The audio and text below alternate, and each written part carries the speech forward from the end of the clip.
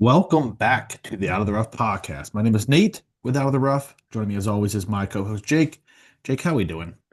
We're doing pretty good. I had a little bit of hope going into Sunday this week with Garrick Higo. Um, Shushed himself pretty quickly when he drove it out of bounds. Wasted about 15 minutes of everyone's time trying to figure out a drop just for him to double bogey the hole, take himself right out of it. Um, but look, we mentioned on the last pod, Nate. It was a good course for Ben Griffin. It was a course that he could just run away with and dominate the field. We elected to take our talents elsewhere, and we look stupid because of it. Yeah, we literally talked about this on the podcast that Ben Griffin was a cream of the crop. He rose, and that seems to be statistically what happens a lot in these fall series events. You have one kind of superior talent who comes through with everyone else trying to chase. Exactly what happened this week. Again, it wasn't as blown away as people would have thought. Did make it pretty easy at the end with everyone kind of just faltering. Carson Young finding himself in a bit of trouble. You talked about Garrett Higo there.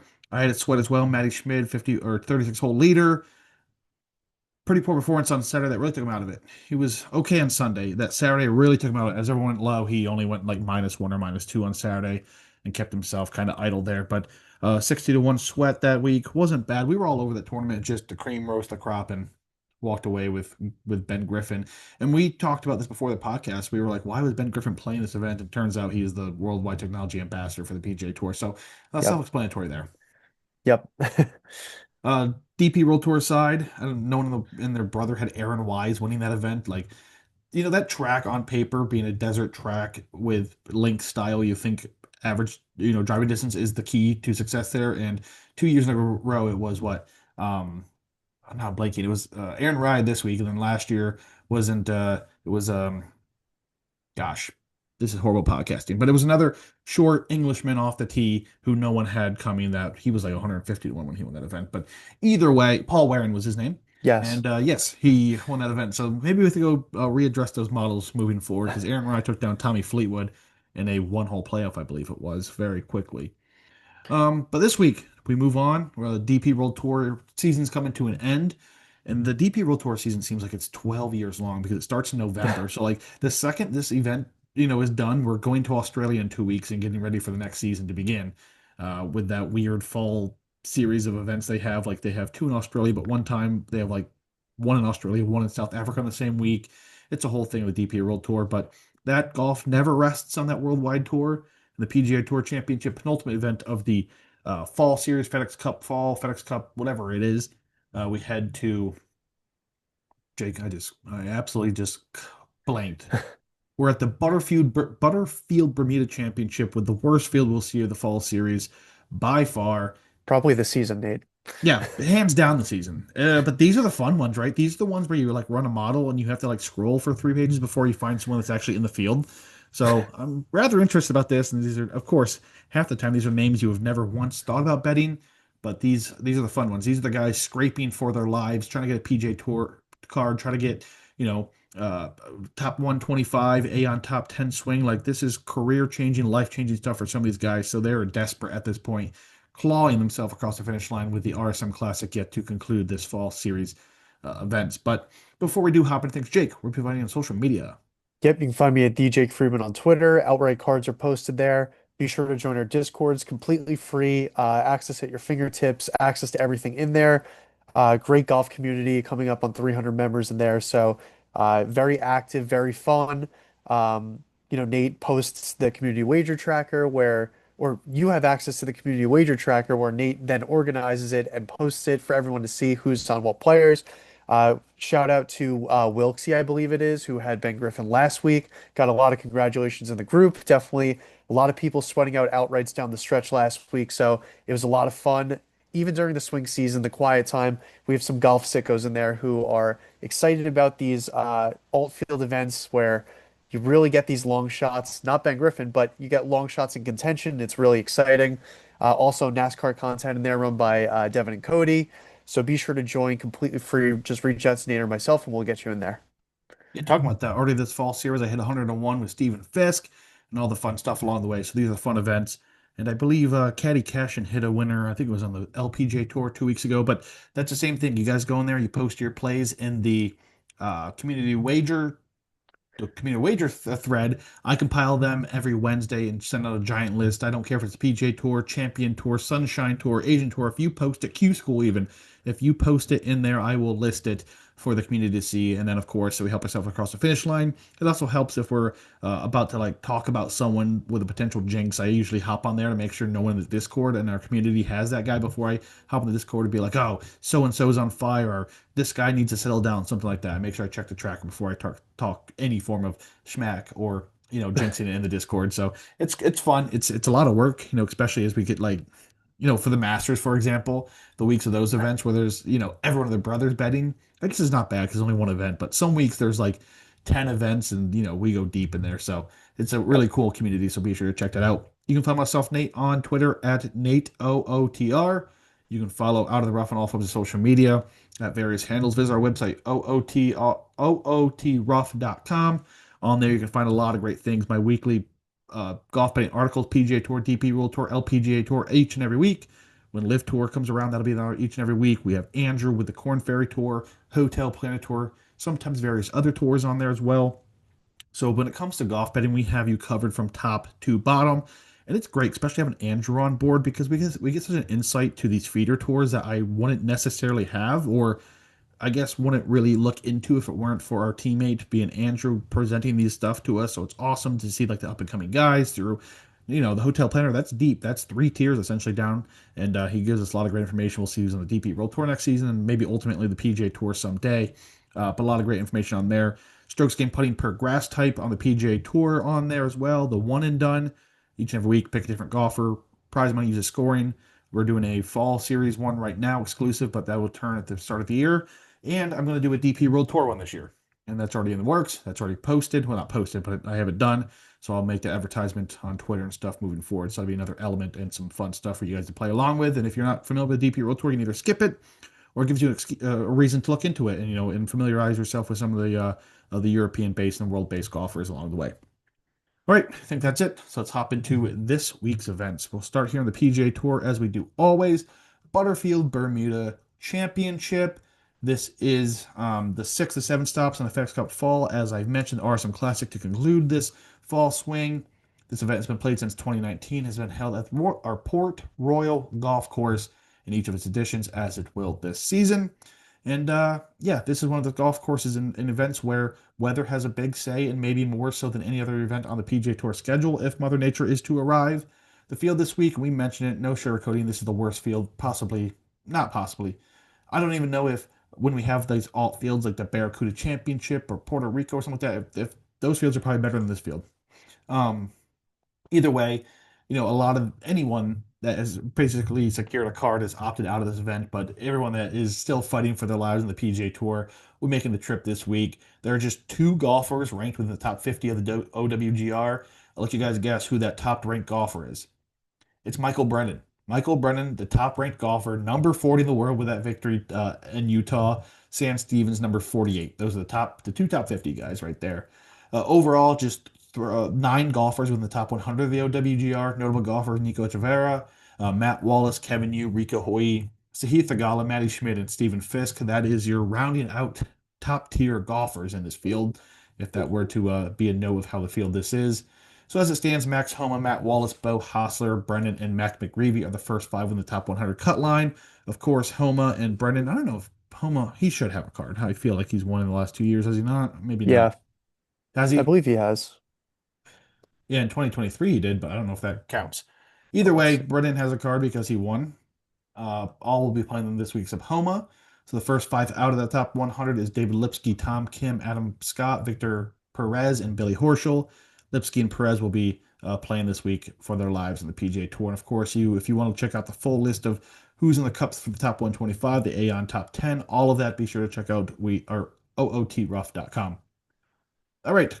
The Port Royal Golf Course par 71 plays at 6,828 yards. That makes it the shortest par 71 on the regular PGA Tour schedule. Is a Trent Jones Jr. design. Is a public course in Southampton, Bermuda.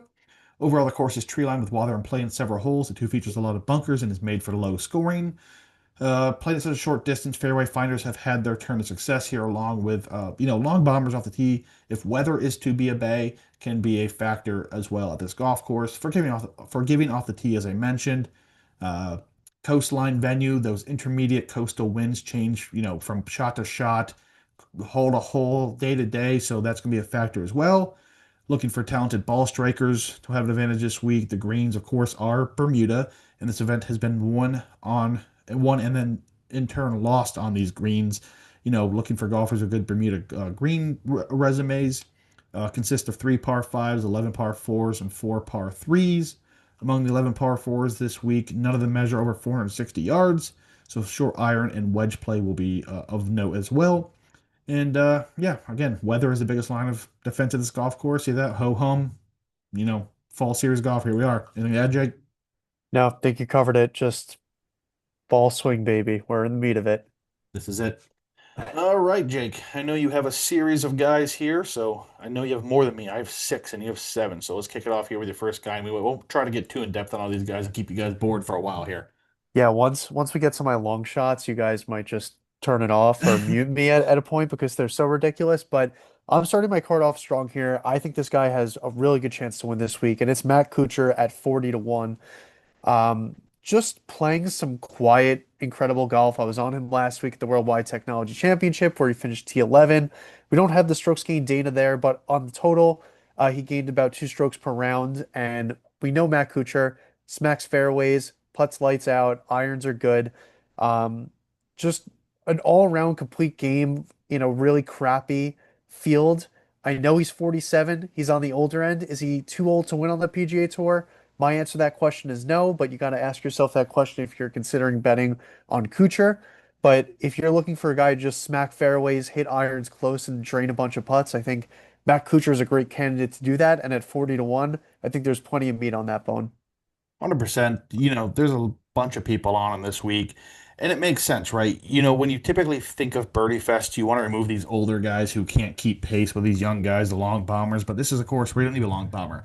This is a course you find a fairway, you put it close, you make a putt, you move on. That's Matt Kuchar's game. Been doing it for a very long time, multiple time winner of the PGA Tour. And again, at this point, you're kind of a Matt Kuchar guy, Jake. You've been on various times throughout the last 2 seasons, so might as well keep your finger on the pulse here and move forward with your guy. Yep. All right, my first two plays this week are on the lower side in terms of odds. So I'm going to start here with one of the tournament favors. That's Thorbjorn Olsen again. Been on this guy throughout this entire season at 22 to 1 this week. I think that's great value. This is, it was a jostle between myself here with Olassen and Kevin Yu. Opted for Thorbjorn. Surprise. I know if you know me, you probably thought I would opt for Kevin Yu here, but he's fourth on tour in par 3, sixth in ball striking, 42nd birdie or better, 44th in accuracy. 50th approximate hole from less than 125, 54th off the tee, a few other things along the way here. Yeah, he is 14th last week at the WWT Championship, third at the Bank of Utah, 14th at Sanderson Farm, so playing some great fall series golf. And again, this may be an event of maybe the cream rise of the crop. I know the cream at this event is not as of what we saw last week, but we're talking the cream of the crop. Thorburn also maybe the most talented golfer in this field overall, in my opinion. So there's a lot of meat in the bone here at 22 to 1. So keeping my finger on the pulse there is myself. Yeah, Nate, not much to add there. I expected him to be on your card. I'm glad to see that he is because I think that he is the most talented player in this field and in some of the best form of anyone in this field. So I think he has a really good chance to win this week. We can only hope because he's taking a lot of my money so far this season. Yep. Well, hopefully he pays you back a little bit. Here we go. Let's conclude it here. My next play here is going to be Sammy Valimaki at 45 to 1. Yep. I've been littering this guy throughout the season, and I kind of took my finger off the pulse after a couple missed cuts at the Pro Core and Sanderson. Very impressed. Like, played very, very well last week at the Worldwide Technology Championship where he finished T2. Again, we don't have the strokes gain data, but obviously to finish T2, you had to be hitting the ball well. What do we know about him? Smacks fairways, hits good irons, nuclear, nuclear, nuclear with the putter. I hope that he's turning the corner. We saw, I believe, Vijayas a couple of years ago win this tournament off of a second place finish the tournament before, coming off of a bunch of miscuts before that. So this is a tournament where you don't necessarily need to be in long-term standing good form. You can kind of just have a flash in the pan and win. So I'm hoping that Valimaki gets his first win on the PGA Tour this week at 45 to 1 for me. Yeah, again, this is a guy that if you're looking for a guy that needs a one round to go low to get himself either in contention or get himself to the finish line, this is the type of guy, right? This is the type of guy that can come out and shoot a 62 on any given golf course on any given week. It just so happens the next day he's going to shoot a 74 and take himself out of it. We saw it. We see it a lot in this fall series swing. You have a guy in like 23rd going into Saturday, and all of a sudden he goes nuclear and he's T2 or T3, and then just trying to hold on for dear life and get himself across the finish line. We haven't really seen that play out so far this season. But the fall series, we think back 2 years ago with Eric Van Rooyen in Mexico with that final round to get himself across the finish line. That's the type of event or type of scoring that Valmaki can present to you. And you talked about his game right there with that crisp iron play and yeah, get himself off the tee. So figured he'd be on your card as well. You've been kind of on that guy a bit this season as well. Yep. All right, my first click this week, Pearson Coody at 28 to 1.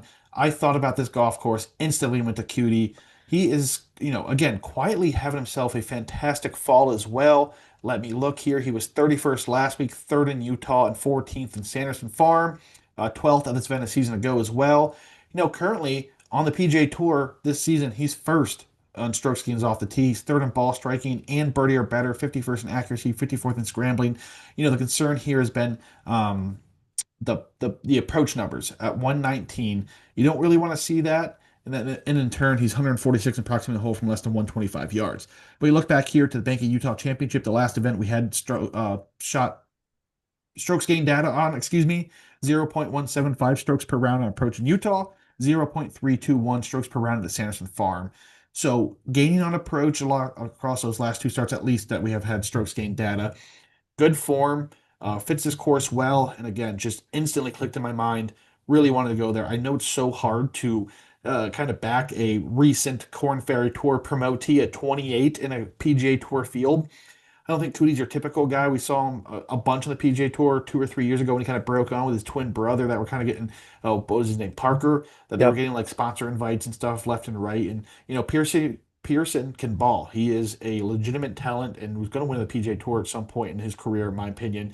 A fantastic long off the tee with some, gaining irons. He can make a lot of putts too. And again, make a lot of birdies when needed. Yeah, he's a super talented young player, and in an alt field like this where the competition is at its weakest, I would say, I think this presents itself with a really good opportunity for Pearson Coody to break through here and get a PGA Tour victory. He's a three-time Corn Ferry Tour winner, and like you said, 12th place last year, coming in on some good form. I like the call. Perfect.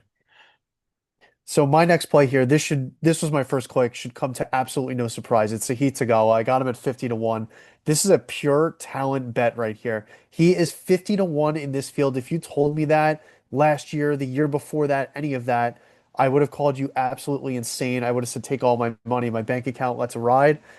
I am more than happy to go to him at 50 to 1 here, coming off of a T27th in Utah. He's fully healthy. He was injured towards the end of last year, missed a bunch of cuts, withdrew a couple times, did not have a good year at all. But what do we know about Tagawa is when he gets hot, he can win any tournament. He is not scared of anyone, not going to back down to anyone.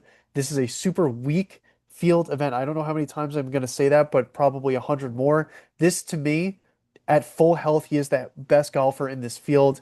He is one of my favorite golfers of all time. It's not should not come as a surprise that I'm taking him at 50 to 1. Look, the off the tee could always be a struggle with Tagawa.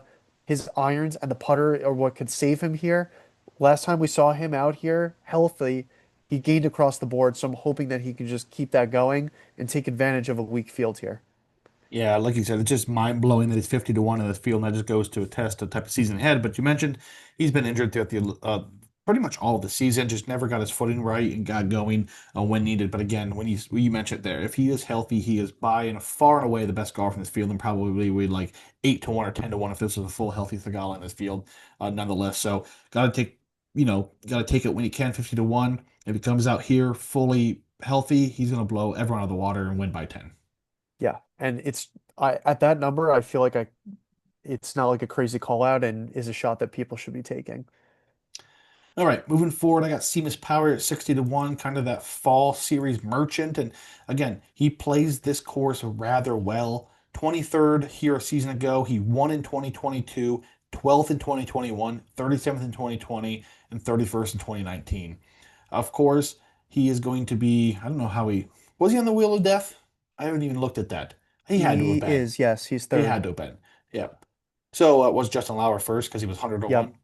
Anyways, he hasn't missed a cut. We're talking about power again. Hasn't missed a cut across the fall. 27th in Mexico, 59th in Utah, 48th in Sanderson Farm, and 47th in the Pro Tour. Again, not great performances, but this is a guy who pops once or twice a year, and this golf course seems to be the exact place he does that. A former winner here at 60 to 1. Currently 10th on tour, approximate hole for 125. 35th in par threes, 47th in accuracy, 51st in straight ball striking, 53rd in scrambling, 58th in sand saves, 70th around the green, 80th in putting on Bermuda, 84th on approach. Like he checks the boxes. He's a well-rounded golfer, kind of just waiting for that one event for him to go absolutely nuclear. And there's probably going to be a place. I don't know if I'm going to do first round leaders. I say this every podcast, but he's going to probably be in my first round leader card if I do get around to it. These are the events that he pops at. Great course history, really, what led me down this track. Plus, he popped in medal as well. Yeah, and he's a great player in the wins, which could be a huge factor this week. So I like the call on Seamus. I think that's a big number on him. There we go. My All next right. play here, you alluded to him already, is Justin Lauer. I got him at 80 to 1. He is by far and away the most tipped. He opened at 100, steamed down, continues to steam down. I believe he's down to 70 or 65 or whatever. Just it just made sense, right? His course history here is incredible. A T17, a T8, a T20, and then a T5.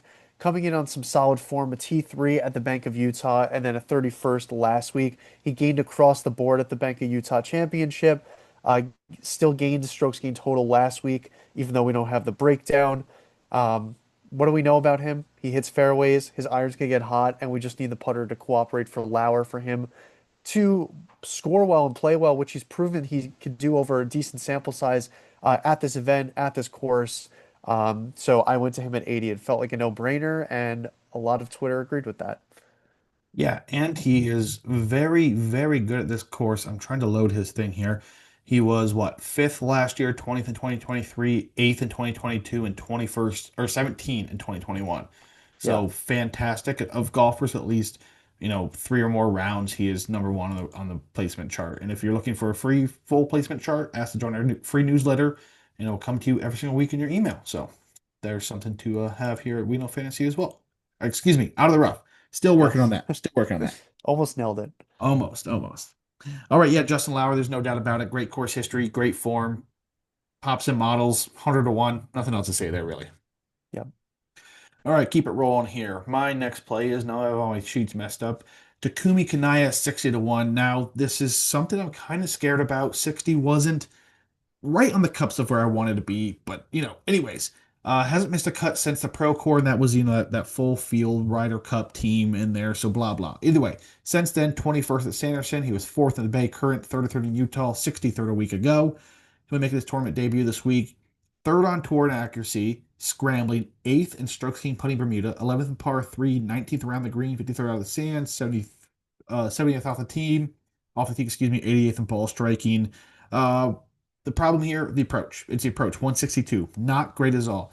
Did gain 0.041 strokes per round in Utah. That is very minimal, but he is gaining on the approach. Love to see that. That putter is electric. The uh, off the tee is decent. Oh, what am I looking at here? Around the green is really good. Scrambling numbers, accuracy. He's going to put himself in positions to play. Very good performance out of the Baker. I know limited field, but some great talent around him there to do so. 61, maybe not ideal, but this is still a pretty good talent on the PGA Tour. I know he's kind of scrambled towards the end, but man, something about it.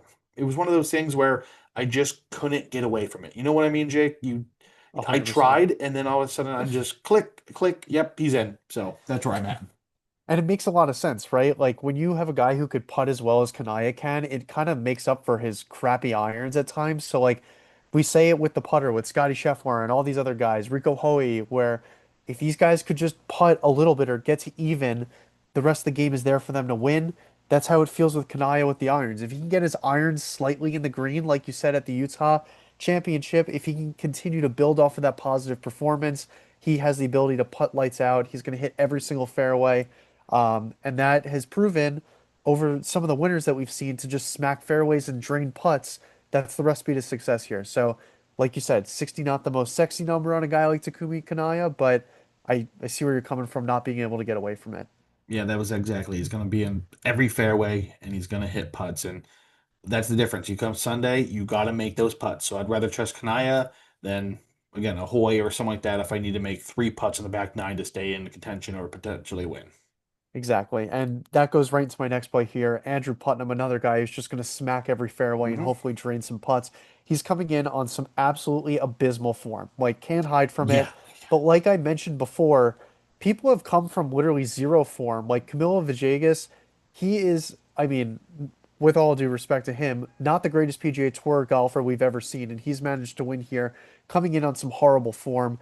Putnam has missed five of his last seven cuts, but he made the cut at the Worldwide Technology Championship in his last outing with the T40, gained in strokes gained total slightly, so maybe he's building on some form.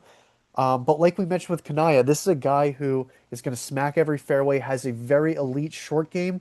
His irons are also, I believe, just at tour average. So if he can kind of just click it together and play the game that he knows how to, this is a course that Andrew Putnam should have a lot of success on. And at 110 to 1, I thought the number was plenty big to take a chance on. Yeah, if you follow me through the years, I've wasted my fair share of money in Andrew Putnam. This is a guy that, statistically wise, should shoot up to a lot of golf courses with that elite accuracy, some great approach play, and can put lights out. So kudos to you. If it gets it done, there'll be some definite FOMO there, but I'd be happy for you to be on him this week. Yep. All right. Next play for me, moving down, Max McGreevy, 66 to 1. So he is very good on the short irons from less than 125. He's fifth. He's also 11th in accuracy, going to find those fairways. 25th off the tee, 42nd in ball striking, 79th in birdie or better. Um, has made three consecutive cuts coming this week, 56th at the worldwide, 11th at Utah, 33rd at Bay Current. Hasn't played this event. He's played this He event has. previously? 53rd in 2023, 8th in 2022, 62nd in 2021. You know, an eighth place finish in 2022 in there amidst all of this. But man, I love those short irons. I love the fact he's going to find these fairways. And the putter isn't bad. Where are we at? He is 127th in strokes gained playing Bermuda. Again, not an ideal number, but man, he's going to hit every fairway. He's going to have elite short iron game. So that's where I'm hanging my hat here with McGreevy. 66 wasn't the number. I I had him at 70, right? And I hit submit. He moved to 66. I clicked too fast past it, and here I am with 66. But either way, would have loved the 70 on him, but I do love Max McGreevy this week. Yeah, I think it's a good shout. Again, similar profile to a lot of the guys that we've spoken Yep. about previously. So I think it's a good call. And we're just staying consistent, trusting the model, and hope that we can churn out a fall season winner. Yeah, at this point, we're kind of just copy and pasting golfer to golfer. Exactly. All All right. right. Here's where you got to start bearing with me here because we are going shooting down the boards here. I'm going with Jonathan Bird at 400 to 1 here. We Okay. have another. I have some old heads on my card here. Kuchar and Bird here. 47 years old, about to turn 48 years old. What do we know that he does well? He has an elite short game. Like elite, elite, elite around the green. The putter has been really good to him this season between the PGA Tour and the Corn Ferry Tour. Um, Again, he's played this tournament five times. He has a 20th in 2022. A lot of twos there. Two missed cuts and a T35 and a 53rd in the middle of all of that stuff. He's coming in on some decent form. The Barracuda Championship, I know it was in July, but a 23rd place finish there. Procore Championship, a 19th place finish there. PGA Tour sanctioned events. Jonathan Bird, 47, going up 48 years old.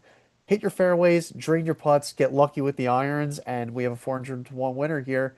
Five-time PGA Tour winner, too. So hopefully, if he's in contention by any means possible, he knows how to get it done. Well, 401, I don't have much to add here. Just keep it going. All right, my lone old head this week, Brant Snedeker. We're 44 years old, I believe he is. Yeah, so he is Yep. eighth on tour in accuracy, of course, going to find those fairways. 11th in putting on Bermuda, 12th out of the sand, 20th in proximity the hole from less than 125, 26th in par 3, 73rd around the green, 101st in birdie or better, blah, blah, blah. Mixed bag results across the fall. Missed the cut in Mexico, but he placed ninth in Utah. Missed the cut at Samson Farm, but placed 19th at Procore. So he played this event a season ago where he missed the cut as well. But if the trend does continue, he missed the cut in his last outing, so he is to have a fantastic performance this week.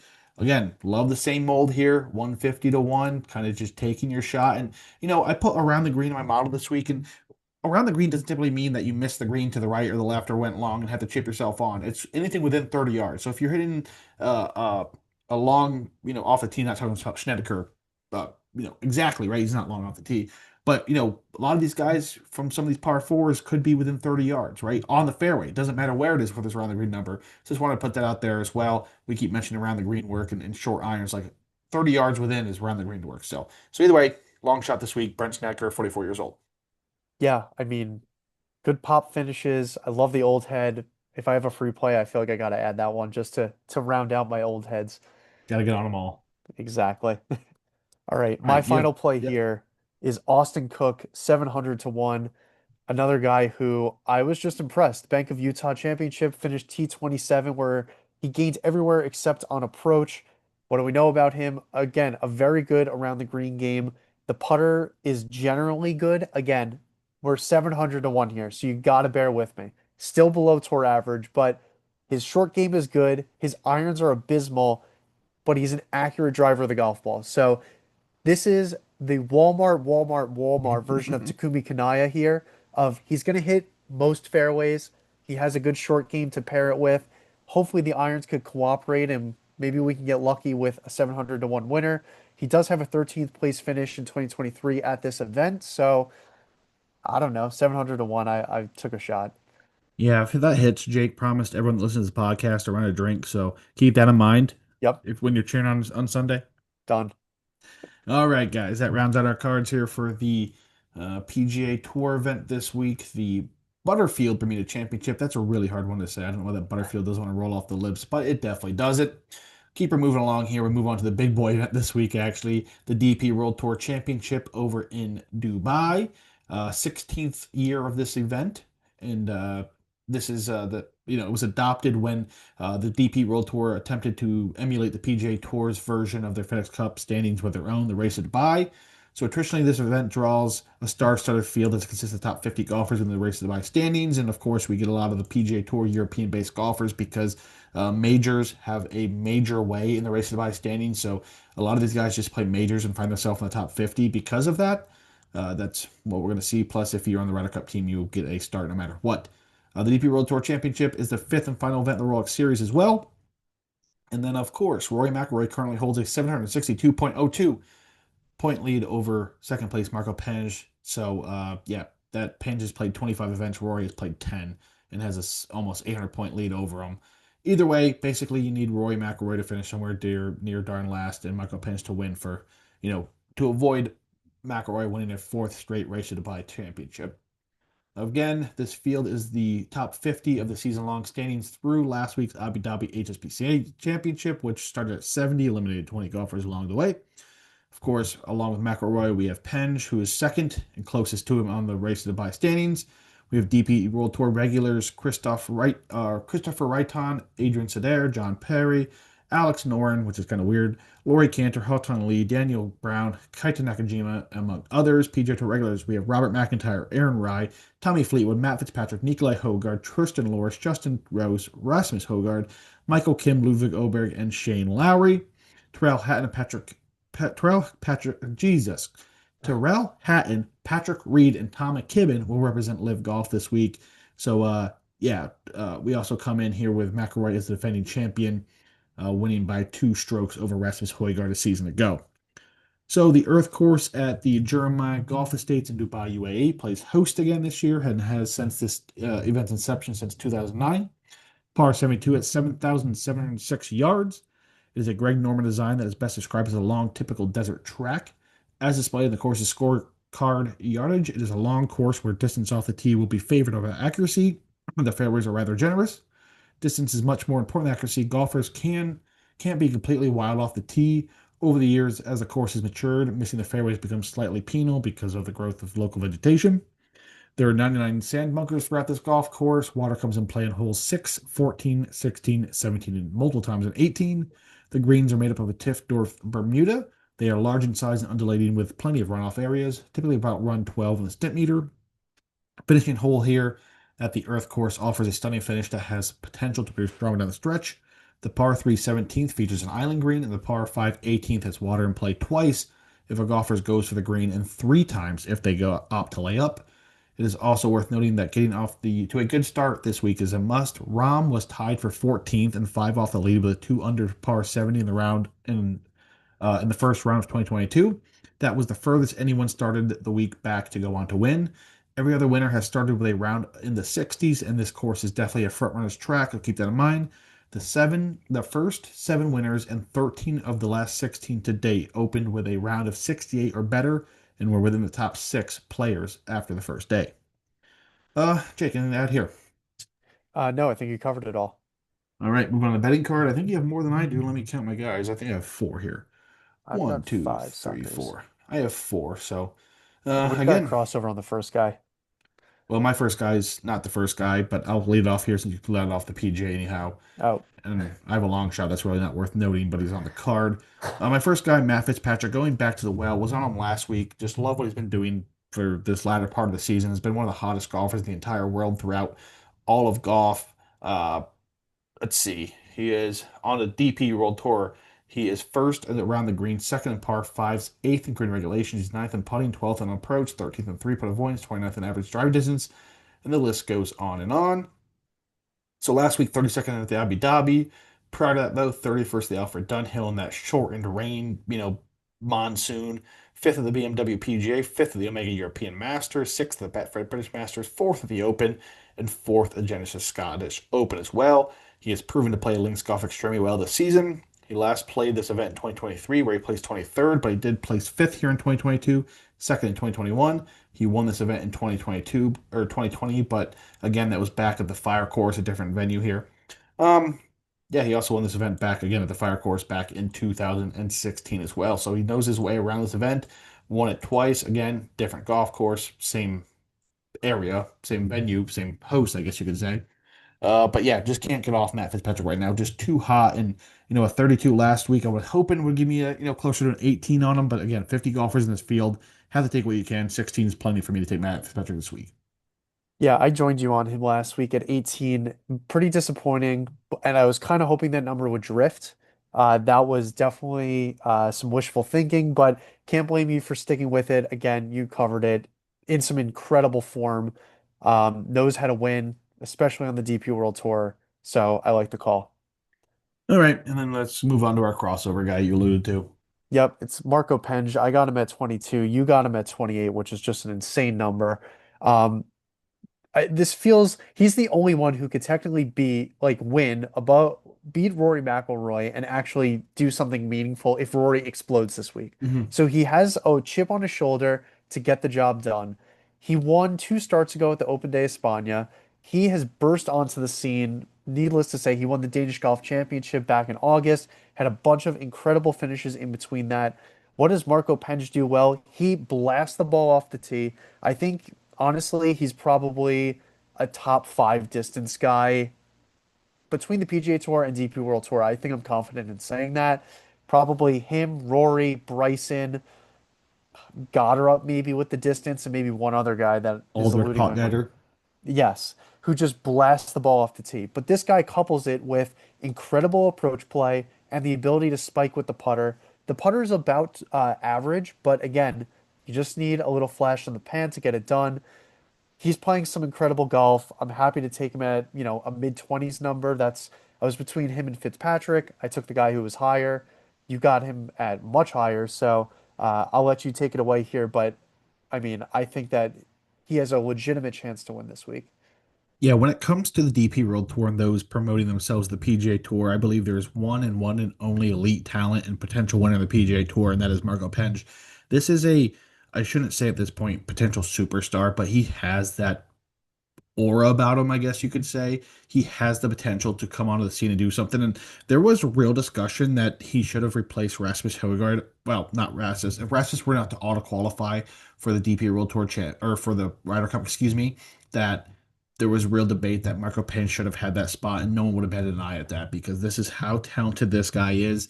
And again, he probably went on the PGA Tour already if it weren't for a mishap in years past where he was suspended for a while for another issue off the course.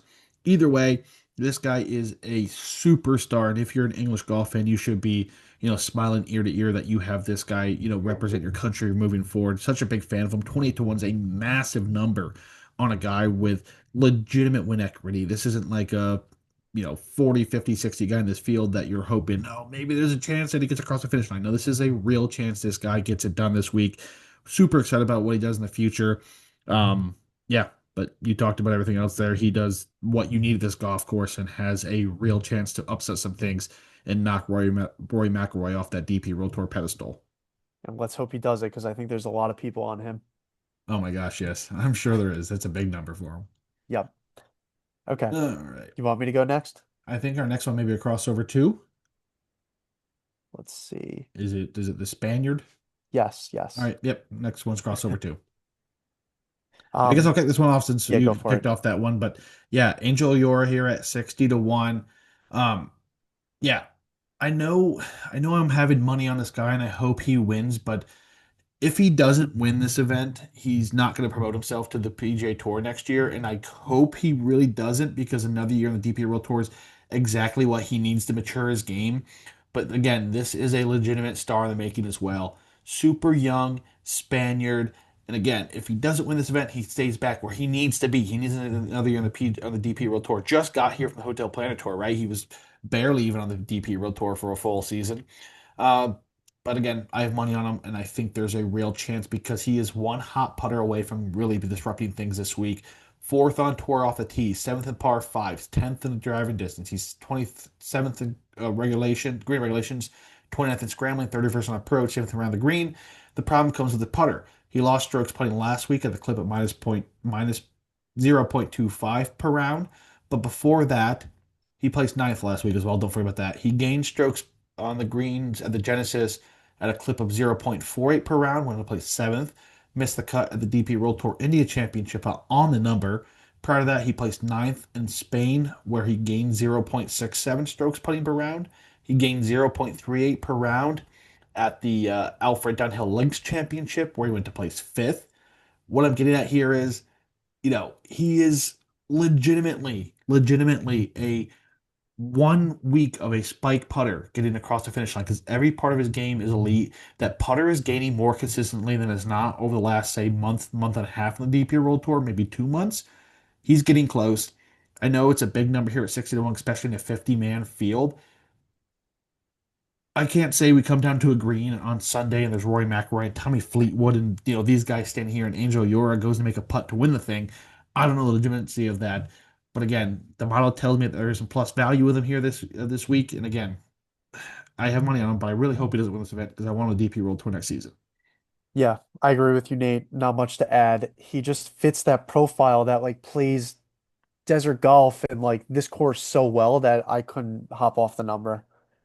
Yeah, I know he's gonna be popular and he's gonna be popular for a very long time, especially next year on the DP World Tour if he has to stay here. But yeah, had to go for it. Yep. All right, I'll let you move on to your next play because I have one guy left, and I think you might even have three. Yes, I've got three left. So Okay. I'll rattle two, you'll go one, and then I'll Okay. go. So my next play here is Christopher Wrightson, 45 to 1. He's kind of fallen off the wagon, it feels like, but at the same time, he continues some great form, in my opinion. He had a solo 22nd place finish at the HSBC Abu Dhabi Championship. I mixed up those words, so please excuse me. But again, a 22nd place finish where it kind of felt like he had an opportunity to score and play better than that. But before that, he was littering top five finishes at that really stemmed from a win at the Sudal Open back in May.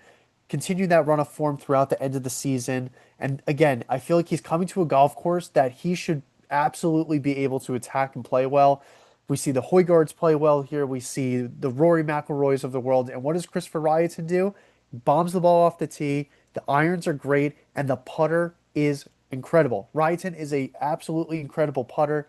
I looked for a stat profile similar to the Højgaards and Rory. I got Ryan at 45 to 1. Having a great DP World Tour season, I think this would be a great cap to it for him, and I think he has a very legitimate chance to play well and win here. Yeah, he's one of those on to the PGA Tour next season via top 10 promotion of the DP World Tour. So looking to put a cap on here. Won early this season on the DP World Tour, I believe. And doing so here would be a real statement to things. And again, I was on him last week at the HSBC. I just messed it up too. The Abu Dhabi HSBC Championship. So there is a reason why I had him there because these are very similar tracks, right? At least in the grand scheme of things, you're playing links golf in the desert. The Yas Links is a lot more linksy than this week. This is your traditional desert track where you mentioned it. Those who can smash a ball are of the standard, but Rayatan is a real talent as well. So I like to play as well. Yeah, it's his first time playing in the DP World Tour Championship, so you got to take that as it will as well. My next play here, though, is going to be Daniel Hillier. I got him at 80 to 1, another popular play because, again, I'm beating the drum again. What does he do well? Plus distance off the tee, great iron player, great putter. He is pretty abysmal around the green, so that is a little bit of cause for concern. But if he could just lag putt his way through and just he's coming in on some good form as well. He had a fifth place finish at the Abu Dhabi HSBC Championship, nailed it this time. A 38th place finish at the Genesis Championship back in October, and then a ninth at the DP World Tour India Championship, and a 23rd at the Open de España. So a little stretch of good form for Hillier here, 80 to 1, brings the skill set that I'm looking for this week. I thought it was a decent shot to take. He has one DP World Tour win, which came back in 2023. So I think it would be a little bit of a surprise with the talent in this group, but at 80 to 1, I felt like it was worth a shot. Yeah, we're sprinkling now, especially in a 50-man field. Hillier, definitely popular this week in some good form and fits your model or what you need this week as well. So nothing to argue there. I had to at least have one long shot in the card, so I'm going real long here. And this is a guy I've wasted a lot of money on this season. I can't seem to stay away from it. Adrian Sedair, 200 to 1. Let's go long. 41st last week in Abu Dhabi. Prior to that, he missed the cut the DP World Tour India. Placed 130 at the Alfred Dunhill Links in that monsoon as well throughout the window. Prior to that, 32nd in France, second at the BMW PGA, and fifth at the Amgen Irish Open. Both at PGA or WPGA and the Amgen Irish are really talented fields. 23rd on tour and three putt avoidance. He's 29th in par fives, 40th around the green, 41st off the tee, 50th in scrambling, 51st in sand saves, 54th on approach, 57th in green relations, 59th in putting, and 7th in average driving distance. So a well-rounded game here. Again, do I really think Adrian Sedair is going to win this week? No. Come at me if you want to yell at me because I'm placing money on him. 201 though, you need to have yourself a long shot, right? You got to have someone to give you some right hopes on Sunday if he's on the leaderboard anywhere. But a guy that I've been on a lot onto the PGA Tour as well next season, and yeah, we'll just roll the dice and see what happens. Yeah, stick with your guy. I can't fault you for that. All right. My last play here is going to be Andy Sullivan, 90 to 1, a guy who does not fit the mold that I've Oh, been preaching over my last couple of golfers here. What does he do well? He smacks fairways and he has been putting the ball very well over the last month, I would say. The irons have also been very good for Andy Sullivan. He does not bring the distance off the tee, though. So a little cause for concern here, but hitting fairways never hurt anyone. He's gone nuclear with the irons in his last two starts, gaining over a stroke per round with those. The putter as well, he's gained over a stroke per round in two of his last three.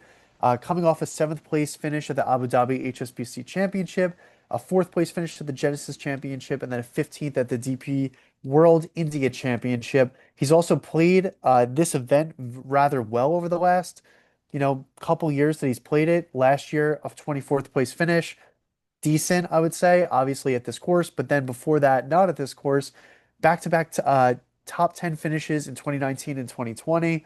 Going back even further to 2015, he finished runner up. Another old head. Maybe the old heads get it done for a both tours this week. That would be nice, but I think he's just playing too good of golf to pass up that big of a number. yeah, again, 50-man field, you got a big number there at 90 to 1. Good form riding that. And again, we can see some outliers have success here. Again, last week you would have thought that someone with a long stick would have, ran away with that event as well. And we have Aaron Rai, one of the rather shorter guys in the PGA Tour, come out victorious against, say, a Tommy Fleetwood. So take your shot when you can. And here we are. Yep. All right, guys, that rounds out the podcast for the week covering Butterfield Bermuda Championship and the DP World Tour Championship. Of course, from here, the DP World Tour will be off for a few weeks, and I believe the RSM is next week as well for the PGA Tour. Am I correct in stating that? Who knows? Yes. Next week is the 20th. Yeah, that seems about right. So next week, the RSM Classic, finish ourselves in the PGA Tour. That puts us in late November. And then we'll be talking a few events throughout December. We got some Q school stuff happening throughout then. And then, of course, DP World Tour will be back in resumption well soon when they're on their Australian slash South African kick there on the early part of the season. So yeah, a lot to look forward to, and of course, right before we know it, January will be here. We turn the page for the 2026 PGA Tour season with a kickoff of the Sony Open in Hawaii. If you haven't heard, the Century is not happening this season. So yeah, first week, the second week in January, which will be kind of weird to think about, but there we are. So yeah, Jake, one more time, people find you on social media. Yep, you can find me at DJ Freeman on Twitter. Both cards posted there for you to check out. Be sure to join our Discord, completely free to join. Just reach out to Nate or myself. We'll get you the link to join that. Great community. A lot of people who know a lot of information about golf, completely free at your fingertips. Ask a question, ask about a player, bring your own knowledge. Everyone's welcome. If you want to post your picks in there, Nate's happy to organize them and post them as well, so that we have a nice tracking interest there to see who is on what players. But again, reach out to us so we can get you the link and we could keep those bots out. We've been doing a good job of that, Nate, so let's keep on it. Yeah, knock on wood, it's been a long time since I saw a bot in there, but either way, yeah, check it out. Free tool at your fingertips. It's really no harm to at least poke your head in there, see what it's about. If you want to leave, leave. If not, stick around. We're glad to have you. Well, you can find myself, Nate, on Twitter at Nate OOTR. Be sure to follow Out of the Rough on all forms of social media. Visit ootrough.com for some more golf content.